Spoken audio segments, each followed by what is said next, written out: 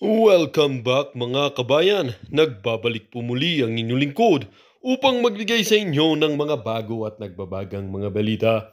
Tila ba nagabok itong kuting ng norte na ito sa loob ng Malacanang at tila ba naghamon umano ng suntukan dito kay dating presidenteng former President Rodrigo Roa Duterte. Dito nga natin makikita mga kabayan na itong kuting na ito ay tila ba hindi kayang kontrolin ang kanyang emosyon at tila ba nagpapadala naman dito. Tunay ngang hindi pasok sa pagiging presidente o di kaya maging isang leader itong kuting na ito dahil hindi niya kayang kontrolin ang kanyang emosyon. Itong si VP Inday Sara Duterte Carpio naman ay tila ba deadma sa mga pangyayaring ito dahil nga ay nakakonsentrate at nakapokus itong ating napakasipag at napaka-humble nating Vice Presidenteng Inday Sara Duterte. Ito dapat ang leader na kailangan natin dahil nga ay hindi niya umano pinapansin ang mga bagay na nakakasagabal sa kanyang paglilingkod sa ating bansa at sa ating mga mamamayan kaysa pansinin ang mga paratang sa kanya na wala namang katotohanan. Hindi nga rin maiwasan ng ating mga netizen na magbigay ng kanilang mga hinaing. Sabi nga nila, ang galing nila maglihis ng issue. Imbestigahan niyo mga sarili niyo, wag totoong nagmamalasakit sa bansa at higit sa mga Pilipino na never ipapahamak ang dating Pangulong for President Rodrigo Roa Duterte. Kaya todo suporta ang mga congressman dahil nung panahon ni Presidente Duterte, hindi nakaporma dahil may mga pangalan sila kaya niresbakan nila si President Duterte. Kawawa naman tayo, sir. Isusubo tayo sa gera. Diyos ko, tingnan nyo nangyari sa Israel. Marami na matay. Bata ganyan mangyari sa atin. Baka iyak-iyak kayo. Marunong si President Rodrigo Roa Duterte kaysa kay Pulburon Palak. Walang sa kalingkingan niya. Sa pagsasalita lang, talagang makikinig ka kay former President Rodrigo Roa Duterte. May sense of humor at saka totoo sinasabi niya. Marunong makisama sa China si President Rodrigo Roa Duterte. Kung sino yung ayaw ipaglaban ng share nila sa West Philippine Sea, bahala na kayo sa buhay nyo at huwag na kayong kumain ng isda na galing sa West Philippine Sea dahil wala na kayong share sa West Philippine Sea. Ang may-ari ng WPS ay ang mga Pilipinong nakikipaglaban para protektahan ang kanilang mga share.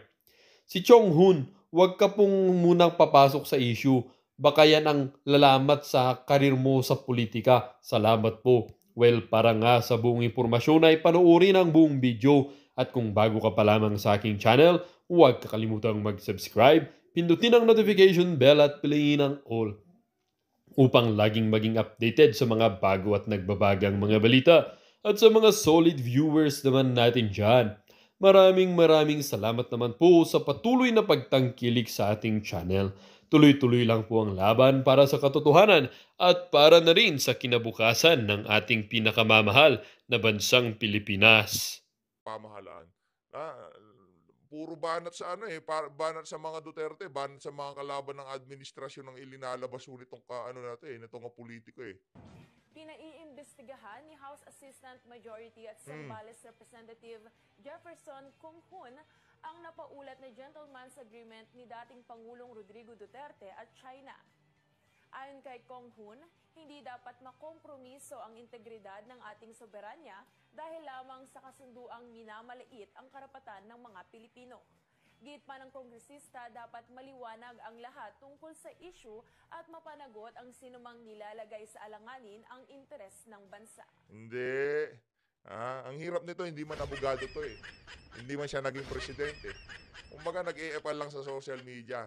Sabihin nyo kayong mga congressman dyan sa House of Representative, gagamitin nyo itong pagkakataon na to para mag-grandstanding na naman dyan sa House of Representative. Di ba, sayang din naman.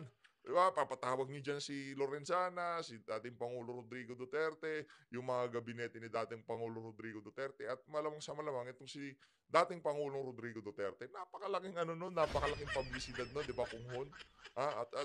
Ano dyan, plus pogi points ka kay Marcos Jr. at kay Tambaluslos, di ba? Yan yung si Jefferson Kunghun, isa yan sa mga pinaka-epal na congressman dyan sa House of Representatives. Itong si Suarez, medyo nananahimik siya Ikaw muna kung ikaw muna bumanat diyan. Magpabida ka muna kay Martin Romualdez at dito kay Marcos Jr. Di ba ho? Ang tagal na ho nating nagko-cover ng politika sa ating bansa. Yang Kung-hun na yan, yung Suarez na yan, ngayon lang ho sila naglabasan nung nagkaroon sila ng pagkakataon na mag-epal at magpasipsip sa administrasyon.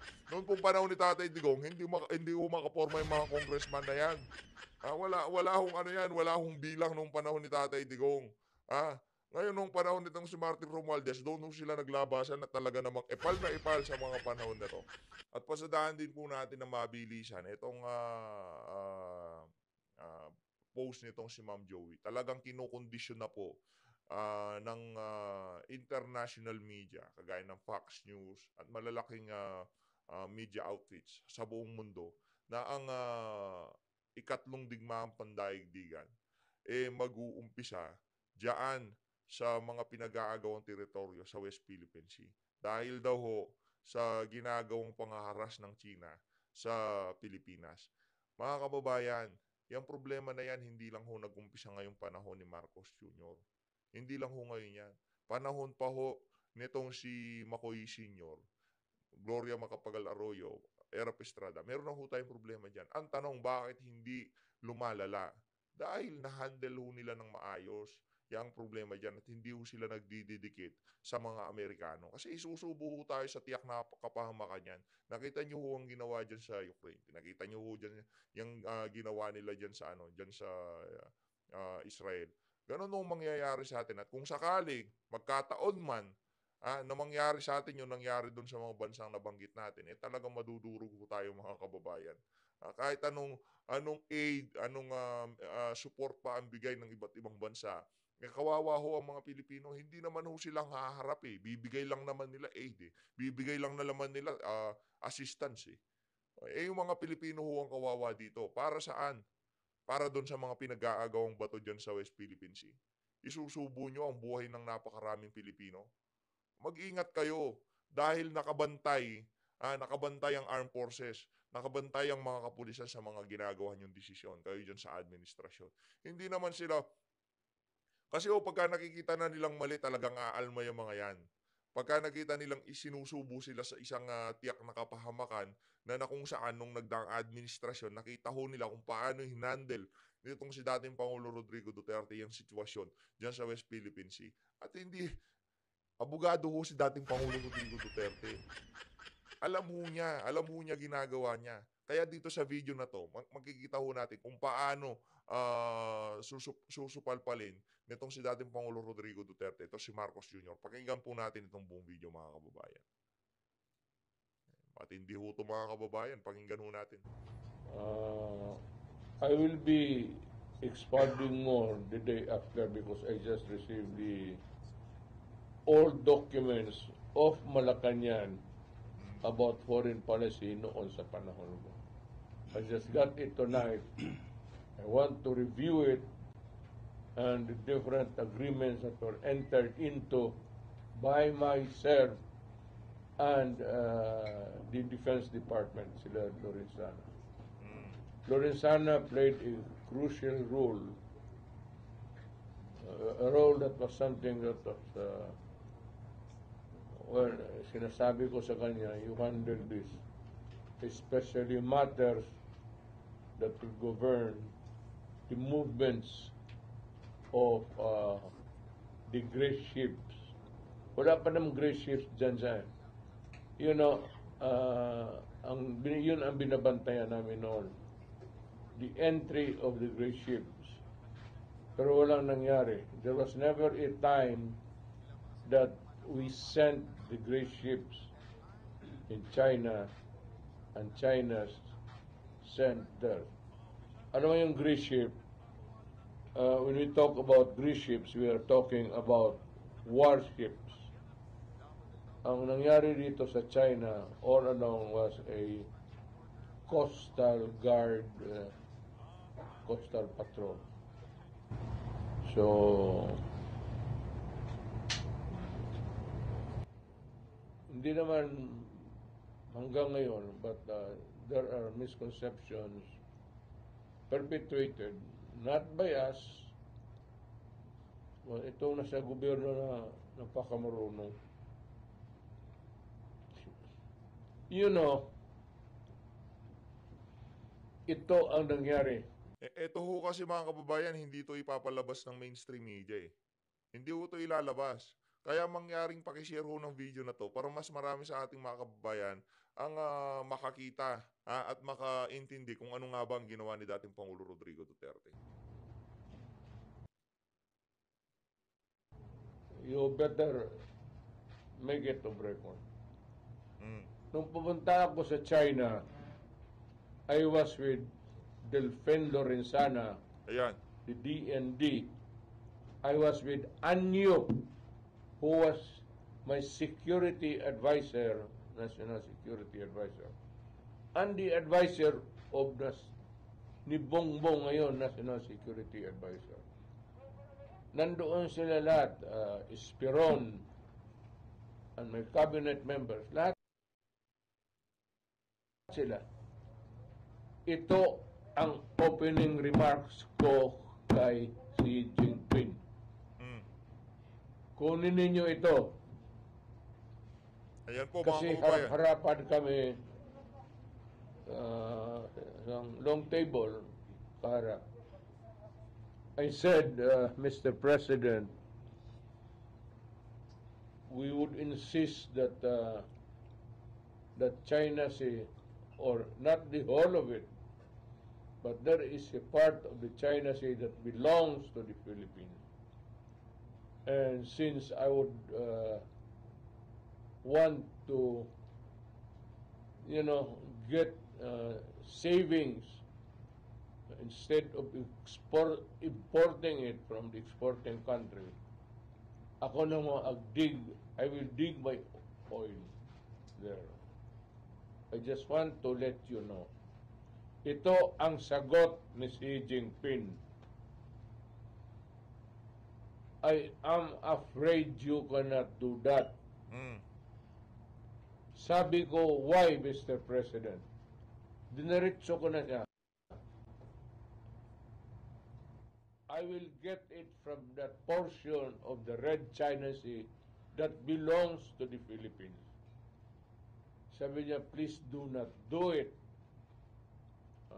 for the life of me. We are friends and I do not want to destroy that friendship. So what is in your mind, Mr. President? Sabi niya, because it would be in trouble. Ayun. Kami dito sa kabila nakaintindo na sila. Nandyan yung mga generals nila. Ano yung National Security Advisor ni Marcos? Nandyan. Oh, si Anyo. Ang pagkaintindi, sabi niya, trouble, if we insist na, sabi ko, well, day of my visit, I do not everything, put it off to some other day.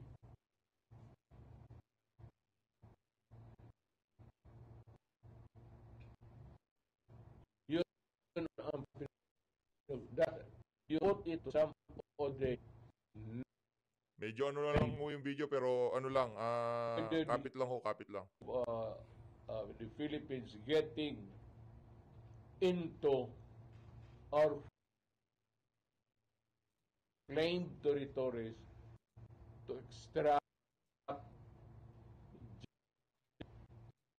nagkalma kasi alam ko na hindi talaga kaya ng Pilipinas kung magkagera. Correct. Now, at present, in the past or in the future,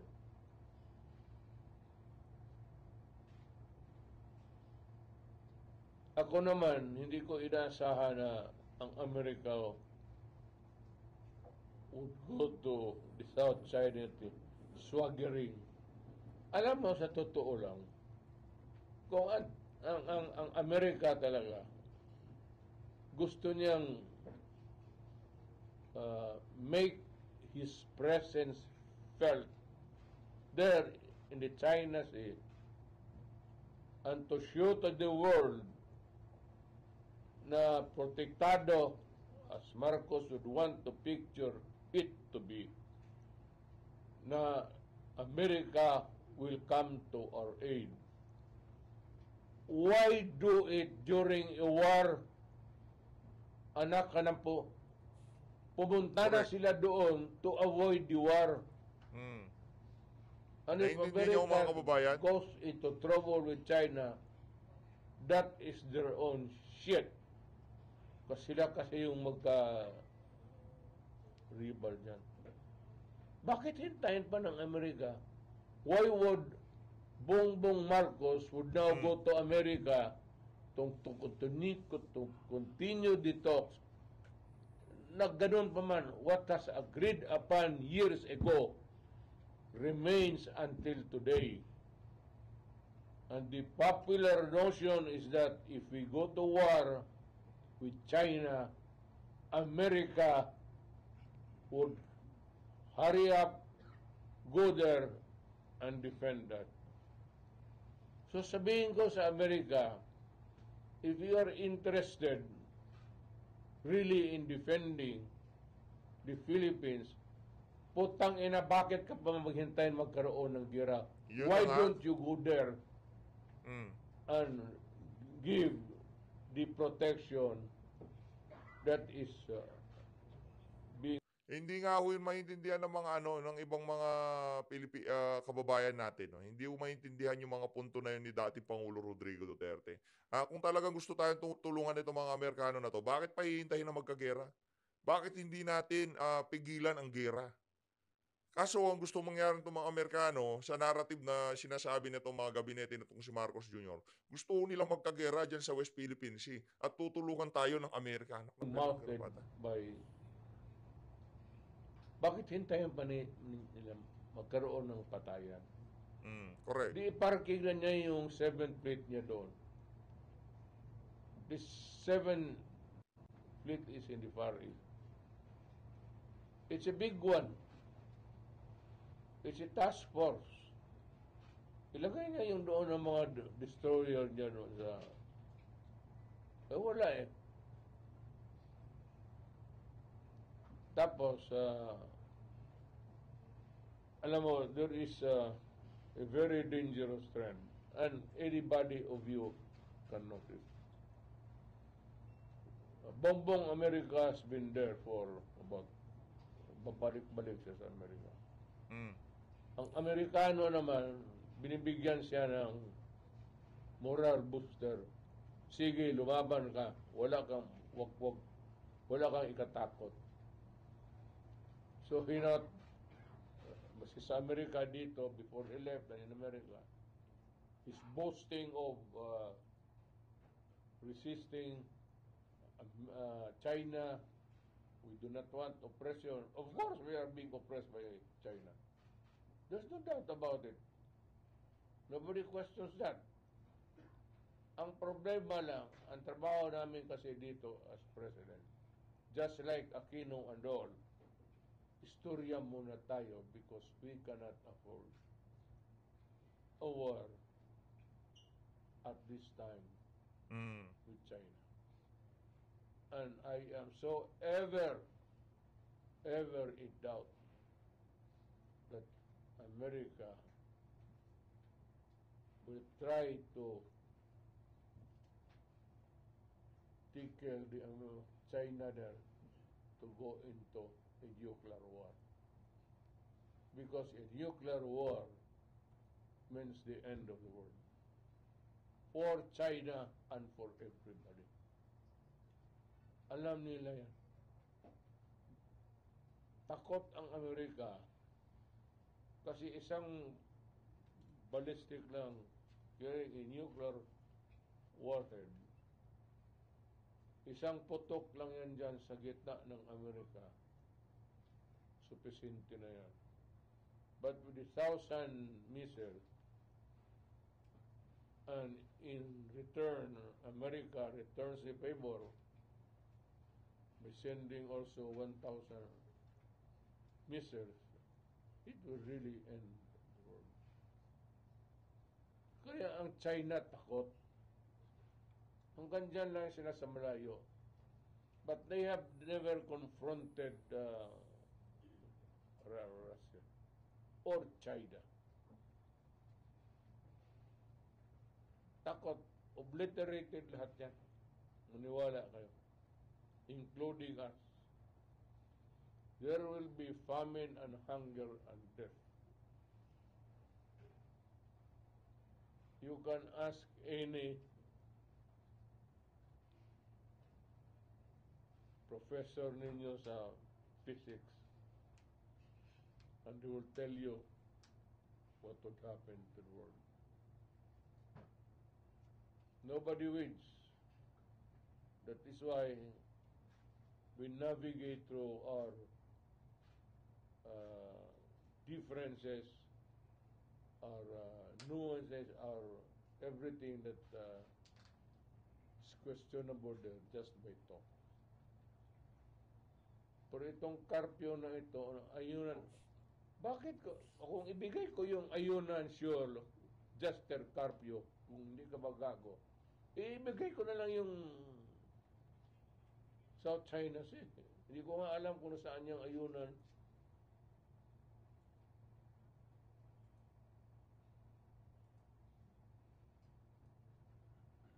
At ito, Justice Carpio, sabihin ko sa iyo, if China would decide to erect a naval base there in the island nearest us, can you stop it? Ano mo yung Supreme Court ruling mo dyan?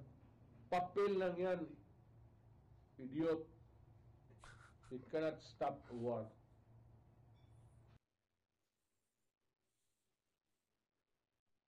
You're a crybaby. Always America, America, America. That was the last speech of Marco. We will be brave there. We have the ships there patrolling alongside with the American ships. What?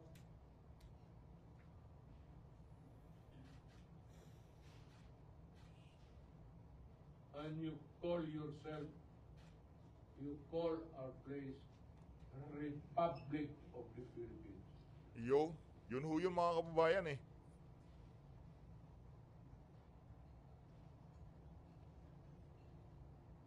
When you can remain to be a republic and be peaceful with everybody. Kawawa Pilipino dito kay Marcos Jr. Hindi naman Palawan ang kinukuha ng ano. There are questions and issues about jurisdictions. We will continue to talk. Yan ang trabaho namin. Problema sa iyo, Justice Carpio, hindi ka naging presidente. Akala mo itong problema ng Pilipinas sa chessboard kung marunong ka maglaro. It's easy for you to say, oh, ganun dapat ginawa. Eh, okay talaga. Utang ina mo, hindi ka naging presidente. You were not given that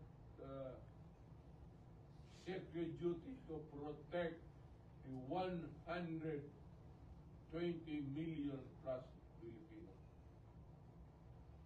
Ang iyong papel lang dyan at salita at maraming ambog.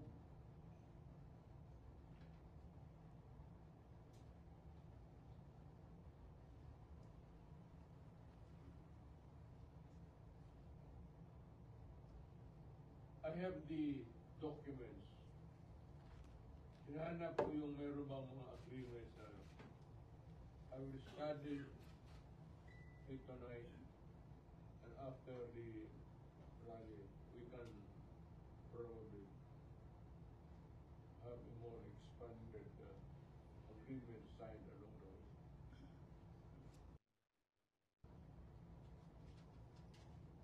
Ano kasi, ang pagkaalam ko si Tito Carpio, galing yan ng collegial eh. Supreme Court is collegial, marami sila.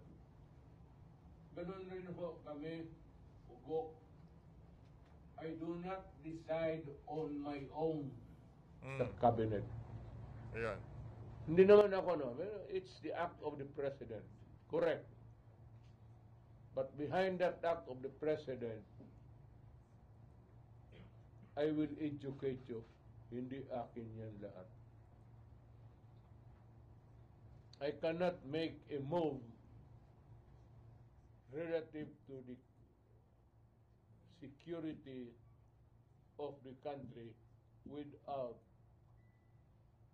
asking the military and the National Security Council.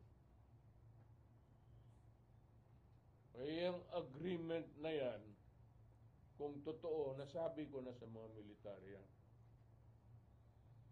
You should not keep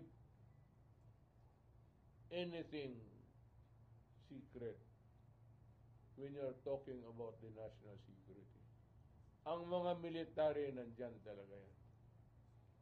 Nandyan man si Anyo, he was my national security advisor. Advisor mo yan, Bongbong. Tanungin mo kung mayroong bang gentleman's agreement. Ayun.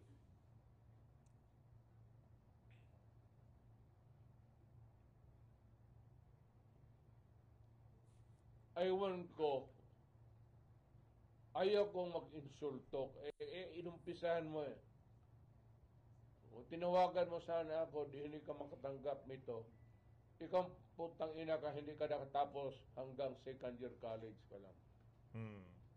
Me, dumaan ako sa lahat ng taga Foreign Affairs, Undersecretary Ingles, si Ambassador Terona, Viana, si David Rapos, then si Maria Sison. Doon ako medyo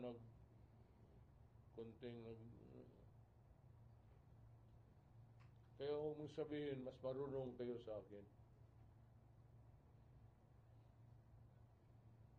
Alam kong ginagawa ko. Ayun na nga mga kababayan, pakishare po ng video na to dahil hindi ito ilalabas ng mga mainstream media at hindi ito ipapakita. Well, dito nga nagtatapos ang bidyong ito. Kayo naman po ang aking tatanungin mga kabayan. Ano naman po ang inyong mga reaksyon sa balitang ito? Ang ating comment section ay bukas para sa inyong mga samot-saming reaksyon at komento. Lagi niyo pong tatandaan na bilang isang mamamayan ng bansang Pilipinas at bilang isang butante at bilang isang matapat na mamamayan na nagbabayad ng buwis dito sa bansang ito ay kailangan din natin magsalita at mag-react. Huwag kakalimutan, do not let your thoughts left unspoken. As citizen of this country, your thoughts matters. Muli po, kung bago ka pa lamang sa aking channel, huwag kakalimutang mag-subscribe at pindutin ang notification bell upang laging maging updated sa mga bago at nagbabagang mga balita. Huwag din kakalimutang mag-iwan ng like at i-share ang bidyong ito upang ang inyong pamilya, kaibigan at kakilala ay maging aware din sila sa kung anong nangyayari sa ating pinakamamahal na bansang Pilipinas.